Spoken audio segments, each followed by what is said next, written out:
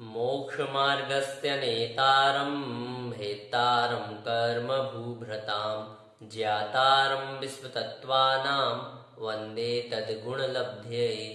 बोले पंच परमेष्ठी भगवान की जय। शांति विधाता श्री खैराट शांतिनाथ भगवान की जय। द्वादशांग जिनवाणी माता की जय। ग्रंथादिदास श्री तत्वाद सूत्र जी की जय। आचार्य श्री उमा स्वामी जी महाराज की जय। आचार्य श्री विद्यासागर जी महाराज की जय। परम पूज्य मुनिपुंगव श्री 108 सदासागर जी महाराज की जय। अड़ाई द्वीपस्थ समस्त महामिराजों की जय। पिछली कक्षा में हमने छठवें अध्याय का आश्रव तत्व का वर्णन प्रारंभ कर लिया था, जिनमें 5 सूत्रों के माध्यम से कुछ वर्णन समझा भी था।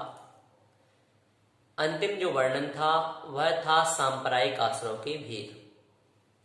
उसके पश्चात आचार्य भगवंत आश्रव में किस प्रकार से विशेषता होती है उस विशेषता को बता रहे हैं।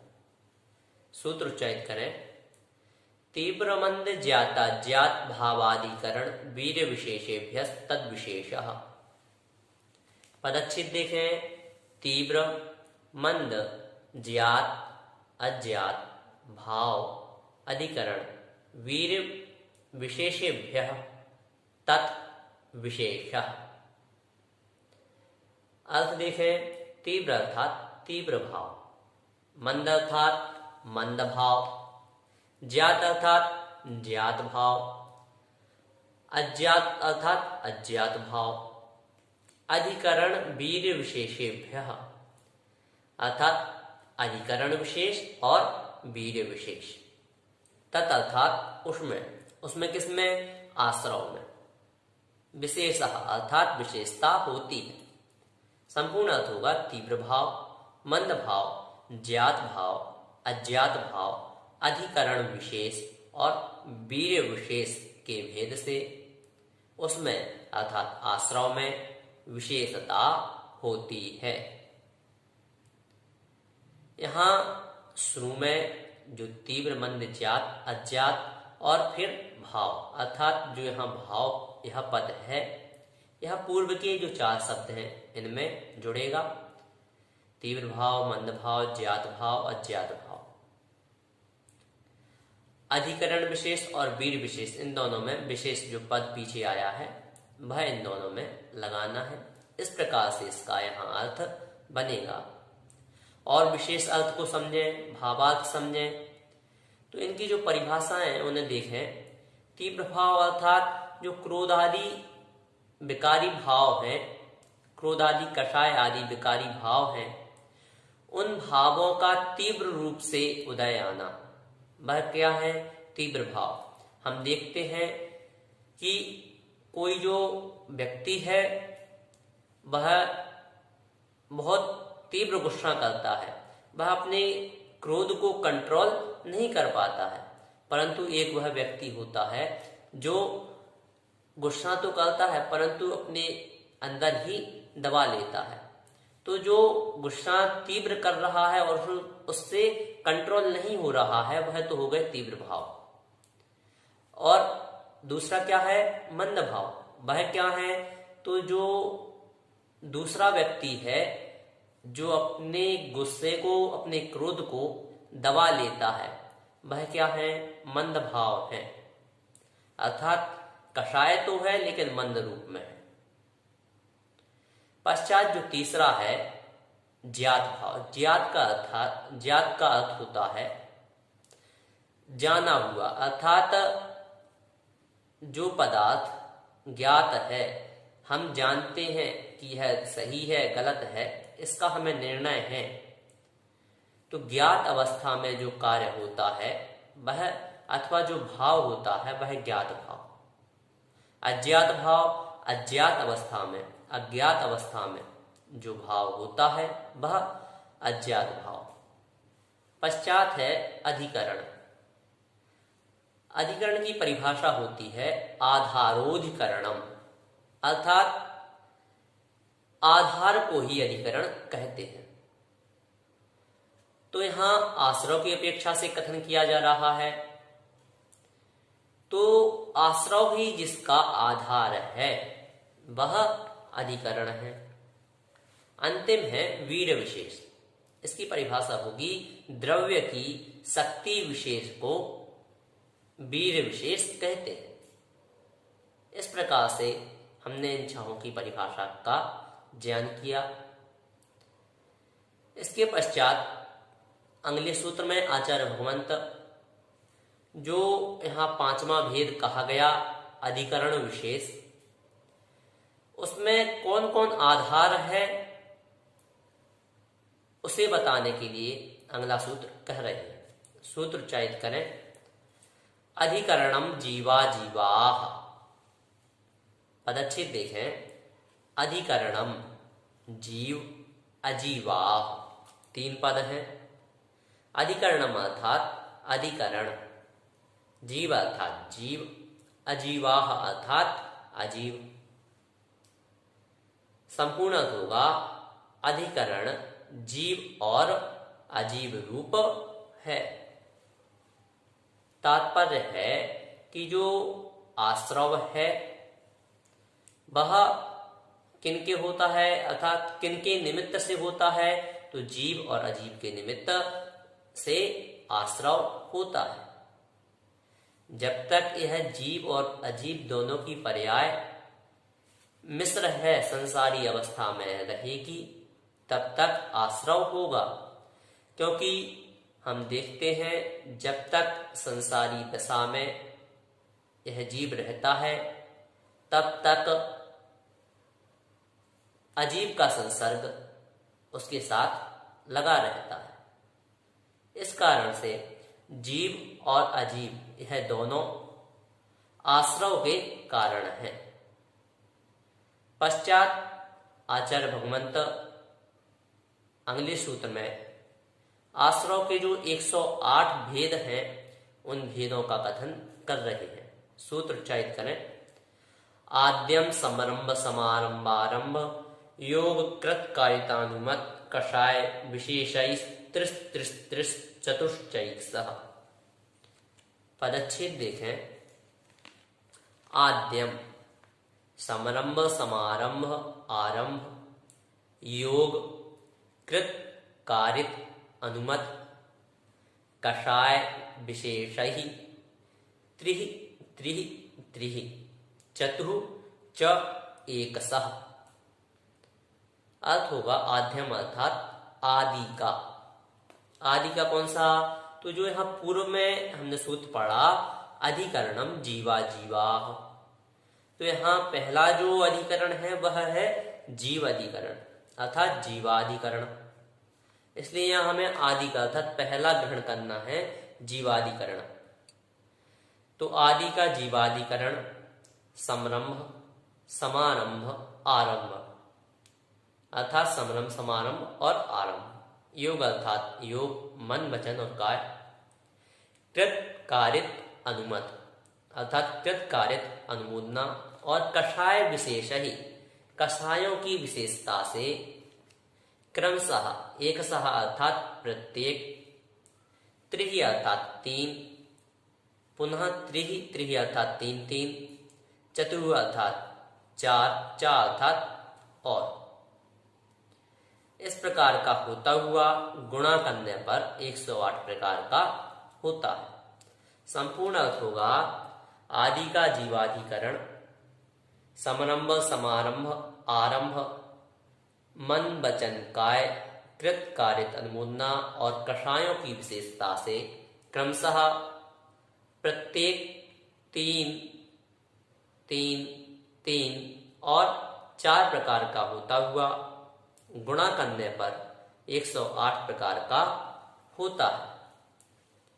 किस प्रकार से 108 प्रकार के होते हैं, तो देखें। सबसे पहले यहां लिया समरंभ समारंभ और आरंभ, यह कितने 3। पश्चात योग, योग भी 3, मन वचन और काय। पश्चात कृत कारित और अनुमोदना। पश्चात 4 जो कषाय हैं क्रोध मान माया और लोभ। इनका आपस में हमें गुणा करना है। सबसे पहले 3 का गुणा 3 में करें, अर्थात समरम समानम वारम इंटू मन वचन काय, 3 इंटू 3 इक्वल टू 9। पश्चात 9 का गुणा कृत, कारिक और अनुमोदना में करें, कितने 27। और जो 4 कषाय हैं उन 4 कषायों का गुणा अब 27 में करें। तो इस प्रकार से 108 प्रकार का जो जीवादिकरण होता है अथवा जीवादिकरण रूप आश्रव होता है वह इस प्रकार से होता है। आप चाहें तो एक चार्ट भी तैयार कर सकते हैं और उससे भी आप आसानी से इसे समझ सकते हैं। इसके पश्चात आचार्य भगवंत जो दूसरा आश्रव है अथवा दूसरा अधिकरण है अजीवाधिकरण, उसके भेदों का कथन कर रहे हैं। सूत्र उच्चारित करें, निर्वर्तना निक्षेप संयोग निसर्गा द्विचतुर्द्वि त्रिभेदा परम। पदच्छेद देखें, निर्वर्तना, निक्षेप, संयोग, निसर्गा, द्वि, चतुर, द्वि, त्रिभेदा परम। अर्थ होगा निर्वर्तना अर्थात निर्वर्तना, निक्षेप अर्थात निक्षेप, संयोग अर्थात संयोग, निसर्ग अर्थात निसर्ग। यह क्रमशः द्वि अर्थात 2, चतुर् अर्थात 4, द्वि अर्थात 2, त्रि अर्थात 3, भेदा अर्थात भेद वाले हैं। यह सभी 11 भेद परम अर्थात बाद के अजीवादिकरण के होते हैं। संपूर्ण अर्थ होगा निर्वर्तना, निक्षेप, संयोग, निसर्ग। यह क्रमशः 2, 4, 2 और 3 भेद वाले हैं। यह सभी 11 भेद बाद के अजीवादिकरण के होते हैं। इस प्रकार से यहाँ अजीवादिकरण के जो 11 भेद हैं उन भेदों का वर्णन यहाँ किया। इन भेदों की परिभाषाओं के बारे में यदि आपको और विशेष जानना है तो आप श्री सर्वार्थ सिद्धि जी में या अन्य श्री तत्वार्थ सूत्र जी की पुस्तक में देख सकते हैं। पश्चात आचार्य भगवंत 8 कर्मों की अपेक्षा को लेकर किस प्रकार से किन कारणों से आश्रव होता है उसे परिभाषित कर रहे हैं। इन्हें समझना बहुत ही आवश्यक है, क्योंकि जो हम कर्म करते हैं वह इन्हीं 8 कर्मों के अंतर्गत आते हैं। सभी इन्हीं के भेद प्रभेद हैं। हम जितने भी कर्म करते हैं वह इन्हीं ज्ञानावरण आदि जो कर्म हैं उन्हीं के अंतर्गत आ जाते हैं। इसलिए इन्हें हमें समझना अत्यंत आवश्यक है। हम किस कार्य को करके किस प्रकार से आश्रव करते हैं, छोटे छोटे से कार्यों को करके किस प्रकार से हम एक कर्मों का समूह बांध लेते हैं। जिस प्रकार से कहा जाता है कि छोटे छोटे नियम एक दिन बहुत बड़े हो जाते हैं, उसी प्रकार से हम यहाँ भी कह सकते हैं कि अगर एक छोटे छोटे कर्मों का समूह मिलता है तो वह एक बड़े समूह रूप में विकसित हो जाता है। इसलिए हमें छोटे छोटे जो कर्म हैं, जो छोटा छोटा आश्रव हो रहा है, उस कर्म के आश्रव को भी हमें रोकना है। हम अशुभ को छोड़ें और शुभ को पकड़ के अर्थात शुभ का सहारा लेकर शुद्ध की ओर बढ़े। तो यह हमारा ध्येय होना चाहिए। अशुभ तो हेय है ही, परंतु शुभ उपादेय नहीं है। शुभ हमें सहारा मात्र है उस शुद्ध को प्राप्त करने के लिए। इसलिए हमें 8 कर्मों का ज्ञान अति आवश्यक रूप से करना चाहिए। इनके जो कारण हैं वह भी बहुत सुंदर रूप से यहाँ तत्वार्थ सूत्र जी में वर्णित है। सबसे पहले आचार्य भगवंत ज्ञानावरण और दर्शनावरण कर्म के आश्रव के कारण बता रहे हैं। सूत्र उच्चारित करें। तत्प्रदोष निन्नौ मास्तर्यांतराया साधनोपघाता ज्ञान दर्शनावरणयोः। पदच्छेद देखें।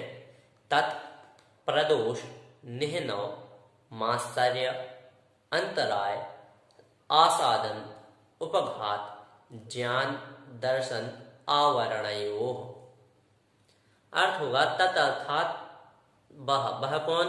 तो जो ज्ञान और दर्शन है, उन ज्ञान दर्शन के विषय में प्रदोष अर्थात प्रदोष, निह्नव अर्थात निह्नव, मात्सर्य अर्थात मात्सर्य, अंतराय अर्थात अंतराय, आसादन अर्थात आसादन और उपघात अर्थात उपघात, यह ज्ञान दर्शनावरणयोः अर्थात ज्ञानावरण और दर्शनावरण कर्म के आश्रव के कारण है।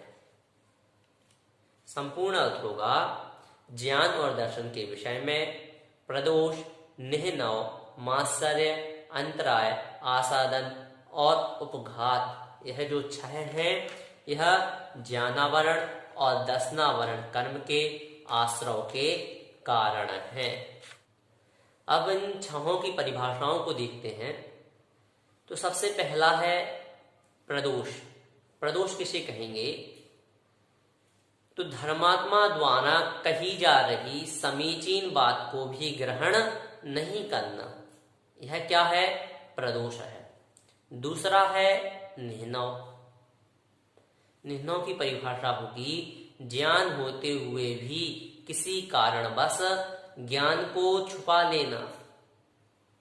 उदाहरण से देखें, जैसे कोई शास्त्र सभा चल रही है और वहां पर शास्त्र सभा कराने वाले के मुख से कोई ऐसा वाक्य निकल जाता है जिसके कारण शास्त्र सभा में उनकी हंसी हो रही हो, परंतु किसी को ज्ञान है कि इस कारण से ऐसा हो रहा है और वह ईर्ष्यावश या किसी भी कारणवश उन्हें नहीं बताता है, तो यह क्या है? यह निह्नव है। पश्चात है मात्सर्य। मात्सर्य की परिभाषा होगी ईर्ष्यावश ज्ञान को छुपा लेना। किस प्रकार से परिभाषा होगी अथवा किस प्रकार परिभाषा घटित होगी? तो इसे भी उदाहरण से देखें। जैसे कोई विद्यार्थी है और वह प्रथम आता है, तो जो दूसरा विद्यार्थी है वह परीक्षा के पूर्व उस विद्यार्थी की पुस्तक अथवा नोटबुक क्या करता है? चुरा लेता है और वह विद्यार्थी पढ़ नहीं पाता। इस कारण से यहाँ ईर्ष्या का भाव होने से उसे मात्सर्य का दोष लगेगा। पश्चात है अंतराय। अंतराय की परिभाषा होगी ज्ञानाभ्यास में विघ्न डालना। कक्षा चल रही है परंतु क्या है, विद्यार्थी जो है वह उद्दंडता कर रहा है अथवा सभी अच्छे से पढ़ रहे हैं, परंतु एक विद्यार्थी जो है वह क्या कर रहा है? वह दूसरे विद्यार्थियों को परेशान कर रहा है। तो यहाँ दूसरे के जो ज्ञानाभ्यास में विघ्न डालने का कार्य है वह है अंतराय। पश्चात पांचवा है आसादन। आसादन की परिभाषा होगी सही को गलत और गलत को सही बता देना। अर्थात जैसा हमने एक कहानी पढ़ी हुई है, अथवा सुनी हुई है राजा बसु की, कि उसने जो सही बात थी उसे दबा लिया था और गलत बात को प्रकट कर दिया था। तो इसी प्रकार से जो भाव होता है वह आसादन कहलाता है। अंतिम है उपघात। उपघात क्या है? उपघात की परिभाषा होगी प्रशस्त ज्ञान, समीचीन ज्ञान अथवा सर्वश्रेष्ठ ज्ञान में भी दूषण लगा देना, दोष लगा देना कि नहीं वह तो गलत है। यह क्या होगा? यह होगा उपघात। यह जो छहों भेद हैं यह हमने ज्ञानावरण कर्म की अपेक्षा से समझे। इसी प्रकार से दर्शनावरण कर्म की अपेक्षा से भी हम लगा लेंगे और इन्हें अच्छे से समझकर हम ज्ञानावरण और दर्शनावरण इन दो कर्मों से कैसे बचें इसे भी हम धारण करेंगे। आज हमने 5 सूत्रों को पढ़ा।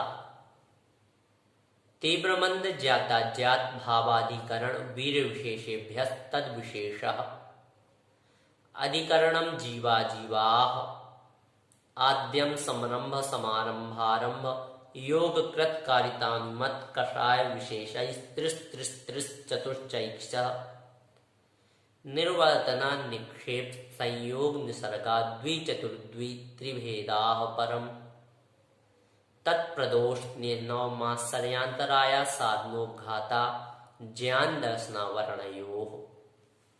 इस प्रकार से इन 5 सूत्रों के माध्यम से आज हमने सबसे पहले आश्रव के कारण को, पश्चात अधिकरण को, पश्चात जीवाधिकरण और अजीवाधिकरण के भेदों को और अंत में ज्ञानावरण और दर्शनावरण कर्म के आश्रव के कारणों को जाना। हमें किस प्रकार से कर्म के आश्रव से बचना है यह हमारे ऊपर निर्भर है। हम कर्मों से किस प्रकार से बचते हैं, किस प्रकार से कर्मों से अपने आप को दूर रख सकते हैं, कितनी मात्रा में अथवा कितने समय तक हम कर्मों को शुभ रूप में परिणमा सकते हैं, यह सब हमारे ऊपर ही निर्भर है। कर्म कैसे करें नाम की एक पुस्तक है जो कि मुनि श्री क्षमा सागर जी द्वारा रचित है। उसमें मुनि श्री कहते हैं कि जो कर्म है यह कुछ नहीं है, कर्म कुछ नहीं करते, करते कौन है? हम करते हैं और हम भोगते हैं। यही आचार्य कुंद स्वामी जी भी कहते हैं कि जीव स्वयं करता है और स्वयं भोगता है। तो तात्पर्य यह है कि हम जो करते हैं वही भोगते हैं, इसलिए हम कर्म को शुभ रूप परिणमा कर शुद्ध रूप को प्राप्त कर सकते हैं। निर्णय स्वयं के ऊपर है कि हम किस प्रकार से कार्य करते हैं। आज की कक्षा के संबंध में यदि आपकी कोई जिज्ञासा है तो आप हमें भेज सकते हैं। आप हमें YouTube चैनल पर कमेंट के माध्यम से अपनी जिज्ञासाएं बता सकते हैं अथवा हमारे WhatsApp नंबर पर भी आप हमें अपनी जिज्ञासाएं भेज सकते हैं। जय जिनेंद्र।